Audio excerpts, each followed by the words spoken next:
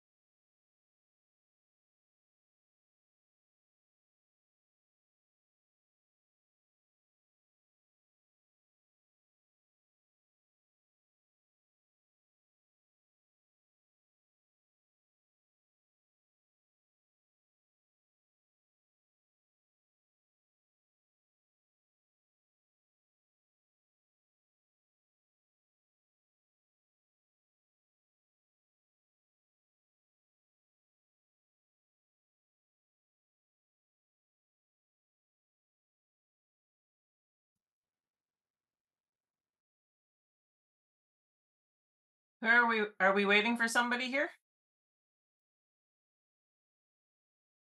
Can you hear No, me? Madam Chair, we can start. Are we? I thought the school board was chairing the meeting this time. No, we are. Oh, sorry. Okay.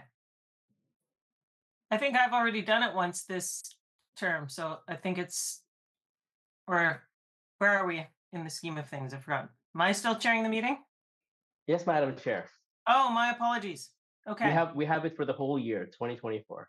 Okay, I'm here. Okay. Good morning, everyone. How is everyone today? I'll call the school board meeting to order. It's Wednesday, April 3rd. Do we have a motion to approve the agenda? Any additions or deletions? No. Okay. Motion. Trustee Sargent, second. Trustee Larson, all in favor? Okay. Minutes from the last meeting. Can we have a motion to accept the minutes of the last meeting? Okay. Motion by Trustee Larson, second Trustee Sargent, and all in favor? Okay, first item, Traffic Safety Advisory Committee. Sonali Hingorani. It's Bill Dhaliwal, actually. I'm stepping in for Sonali. She's away today. Okay, thank you. Just a quick update on the last Traffic Safety Advisory Committee meeting. One issue that came up was McMath Secondary School and the traffic flow in and out of the school at drop-off and pickup times. I think the principal is going to be working with the school board to try and alleviate that problem. The issue, city staff went out last year, and we did notice people coming out of there, turning left, right, try and get into the school. So some of the options that the school board have come up is with new signage to try and alleviate the issue. That was it at the last Traffic Safety Advisory Committee meeting. Okay. Thank you. Any questions, comments? Okay. Motion to receive for information? Trustee Sargent, second. Trustee Larson, thank you. All in favor? Okay. And childcare update, Ms. Duggan. I've heard from Thank you you, a few Madam. times now on this. Thank you, Madam Chair. I wanted to provide a brief update on the childcare strategy that's currently under development with the city. Our engagement is now complete, and we are finalizing our draft priorities, actions, and community profile. These will go back to Richmond City Council later this spring for approval in principle, followed by a second round of broad public engagement on the draft strategy. And we wanted to express our thanks to Catherine Jewell on behalf of Richmond School District for her support and participation on our advisory committee for this project. Her input and assistance has been incredibly valuable to us. The second item I wanted to highlight is a preemptive prompt with regards to Childcare Month, which will take place again this year in May. The Childcare Development Advisory Committee, which Councillor Day and Trustee Larson are both a part of, is currently planning our annual childcare symposium in partnership with Richmond Public Library and the Childcare Resource and Referral Program of Richmond Cares, Richmond Gives. The symposium this year will focus on supporting Richmond families and will include information with regards to Indigenous ways of knowing and practices in relation to families, supporting new immigrants and refugees, and a number of other exciting presenters. That will take place on Saturday, May the 4th, and registration will begin a little bit later this month. And finally, we're doing a second round of our childcare program and professional development grants this year. There were no applications received during the initial intake. This grant is for the purpose of providing broad professional development to the community. And so the number of organizations that typically apply for this grant are fairly limited. And unfortunately, those organizations were not able to apply in the first round. So we're currently accepting applications for that grant, and information will be posted very soon on the city's website. And I'm happy to answer any questions. Any questions, comments? I'll just ask a question. So if the money doesn't get used, then it just carries forward, right? And then it could be used next year for that. Thank you, Chair. It's actually returned to the childcare operating reserve. So if there are no applications in this round, which we've connected with the organizations that typically apply, and we are anticipating that the funds will be fully utilized. But any unutilized funds are returned to the childcare operating reserve, and then new funds are requested next year. Okay. And then my other question is the event on Saturday, May 4th, that includes Indigenous ways of knowing, that sort of thing. Is that open to the public, or is that a PD course for existing childcare people? Both. It is typically marketed to childcare providers, early childhood educators, and families, but it is definitely open to anyone in the public who'd like to attend. Okay, thank you. So if anybody wants to attend, I've attended some of these kind of childcare education things, and sometimes they're really interesting and sometimes pretty important, because sometimes they cover some things that otherwise aren't covered, like, ways to keep your kids safe in technology or other places. This one sounds like an interesting one. Okay, thanks. Motion to accept for information. Trustee Hamaguchi, second. Trustee Sargent, all in favor? Okay, thank you. Approved Joint City and District Program Committee. Mr. Miller. I can jump in. Keith is away today in a training session. There hasn't been a meeting since the last Council School Board Liaison. Their meeting is booked for April 24th, so there will be an update at the next meeting. Okay. It's fine. And future agenda items. Does anyone have anything they want to add? We had an accessibility update at our general purposes meeting. I expect it to be approved at council next week. And so we'll be forwarding that on to the school board as part of our accessibility plan, both in the built environment and in how staff interacts with people with disabilities, that sort of thing. Part of our mission is to work with the school board as one of our partners. And so there will be work on that. And so we'll be forwarding that on to you. When I think just off the top of my head, I know at Westwind we have, a school path, a paved path that leads towards the school, and then there's dumpsters in the middle of it. So if you were actually in a wheelchair or other mobility device, you can't get there from here. And if we look at where the desire lines are in some of the schools, they're through muddy patches and stuff, and they're not actually linking things. And so, and certainly the city has situations like this where we're doing it too. And because we're sharing space, I think this is might be a good opportunity for us to look into it. So we will be forwarding this on to the school board and as something that we can work on together to improve accessibility, both from, as I say, the built environment and the systemic and way of doing business. So I'll just put that as a to-do item if you like. Next, we have the 2024 Active Transportation Initiatives. Thank you, Madam Chair. This report is attached for information on the 2024 Active Transportation Initiatives. And it's an overview of the 23 accomplishments as well.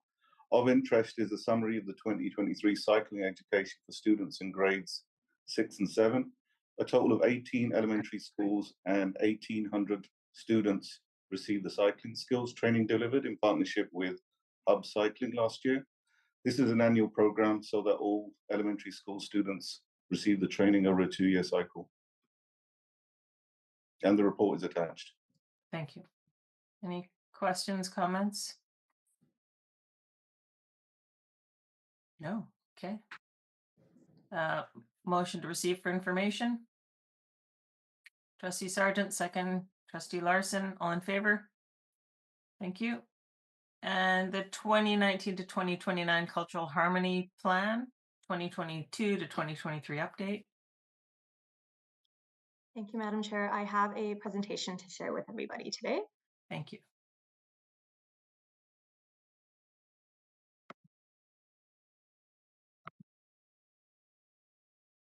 Can everybody see my screen? Great, thank you. Good morning, everyone. My name is Peggy Chen, and I'm a Planner 2 focused on inclusion under the city's Community Social Development Department. And I'm happy to be here today to share an update with you all regarding the city's Cultural Harmony Plan. Specifically, I'll be focusing on a 2-year update report we recently completed, which highlights the city's efforts from 2022 to 2023. The Cultural Harmony Plan is a 10-year strategy adopted by City Council in November 2019, which informs the city's approach to fostering and enhancing intercultural connections among Richmond's diverse communities. The city does this to achieve the vision that Richmond residents recognize and respect diversity in the community and enable each individual's contributions in all aspects of community life. Cultural harmony is defined in the plan as the result of achieving unity in diversity, where we respect and value diversity, foster and promote a welcoming and inclusive community, and ensure equitable outcomes for all Richmond residents and community members, regardless of their race, culture, ethnicity, or length of time in Canada. An update on the progress made to this plan is reported every 2 years, and this year, with the 2022 to 2023 update, is the second of its kind. The Cultural Harmony Plan includes 27 recommended actions under 5 strategic directions of intercultural connections, collaboration and partnerships, targeted training and professional development, communication and community engagement, and programs and services. The 2022 to 2023 update report starts with an introduction on relevant public policies and research that inform our work in enhancing intercultural harmony. For instance, in 2023, the province passed the International Credential Recognition Act, which will require 18 regulatory bodies to remove barriers in 29 professions and make it easier for qualified newcomer professionals to seek credential recognition, regardless of where they are trained. A 2023 report from Mental Health Research Canada found that newcomers to Canada report significantly higher levels of anxiety and depression in comparison to Canadian-born residents, with housing, food insecurity, and meaningful employment cited as the top sources of anxiety for newcomers. The report also provides an update on Richmond's population profile based on the results of the 2021 Census of Population. In this report, we find that close to 80% of Richmond's population identified as racialized, which is the highest proportion of any municipality in BC and the second highest in Canada, which signals the needed efforts to continue to address anti-racism in our community.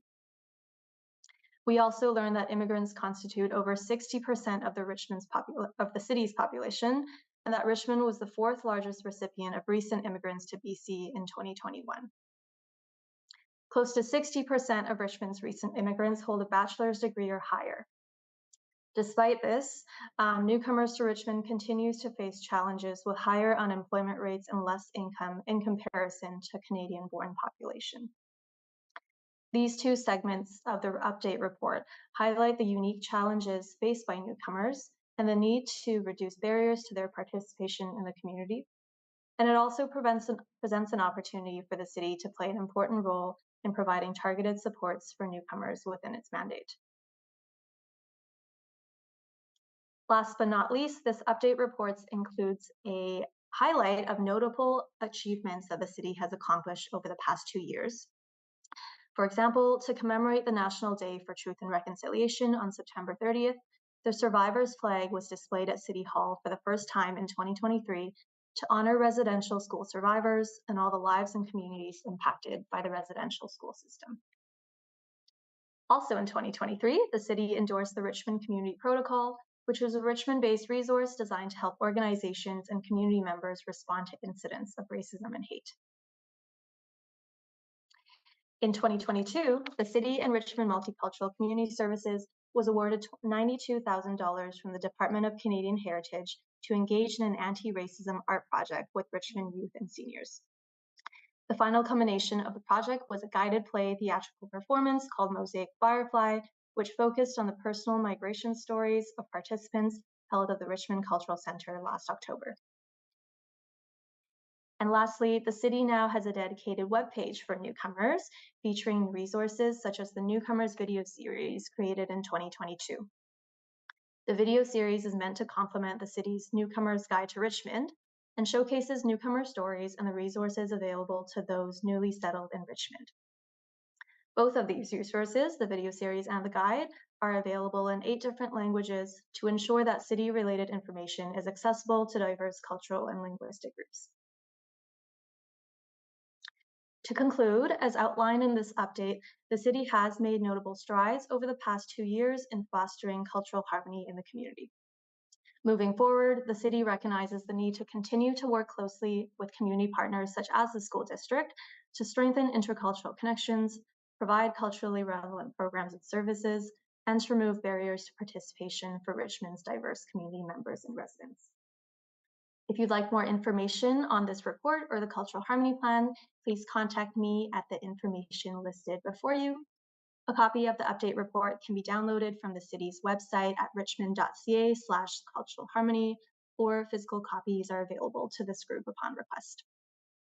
Thank you everyone for listening, and I'm happy to answer any questions. Thank you. Does anyone have any questions, comments? Trustee Sargent?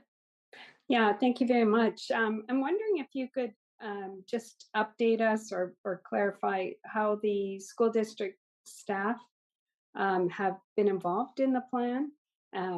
As you know, schools are settlement places for sure.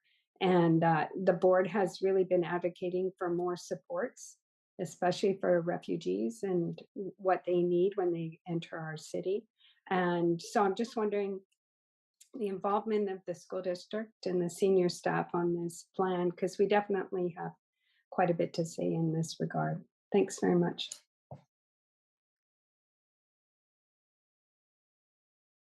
Thank you, Trustee Sargent. I can, get started on some examples. A big part of this cultural harmony plan is to work in collaboration with partners to enhance intercultural harmony and to provide relevant services for newcomers. So one of the ways that we do that is working collaboratively with the school district settlement workers and schools team as support workers who provide help to newcomers, students, and their families.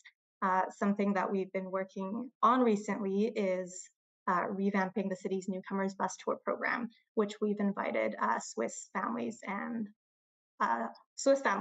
get involved through the settlement workers at the district.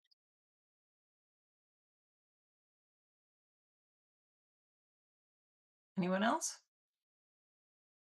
Okay. Can I thank you very much, Ms. Chan. Can I have a receipt for information, please? Motion to receive. Trustee Sargent, second. Trustee Hamaguchi, all in favor? Okay, thank you. And any new business arising or new business? Our next committee meeting date is Wednesday, September 11th at 9:30 by Zoom. Can we have a motion to adjourn? And then we'll come back for the closed. Thank you.